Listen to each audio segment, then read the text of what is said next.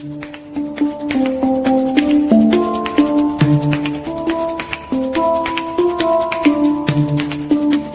ne ake cike na zuwa. To zan je daba ne kwana biyu ma ban ganka ba na yi misin ɗinka. Wallahi kwana biyu. Ba da ma mu wuce gurin kawai. Wuce kawai.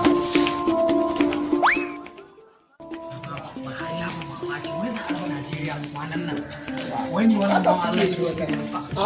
da ake cike. Baba ya ne. One boy muna magana ko baka ci? One boy lafiya? One boy ya ne ke ramin ka? One boy ina magana baka ci? Baba ya ake ciki ne wai. Mun iske kaga damuwa wallahi. Dai na kuke haka? Rayuwa ne kowa. Muna da baya muke wallahi. Wallahi da biyu yanayin sai ma a hankali. Kan mun cin ma cikin damuwa wallahi. Kai dai baba bare wallahi yanayin garin na kawai sai a hankali gaba ɗaya ban jin daɗi.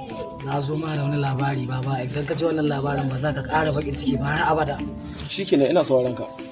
Wani kakan kakana ne yana da wata fitila in ya yara ta gaban go sai hasken ta fito ta baya.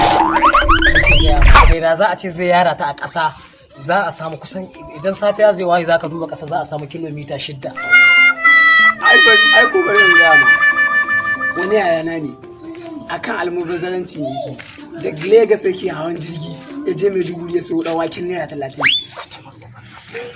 To ai ko kusan wani abu ba. Akwai wani gida wanda aka yi nan kalla nan bayan.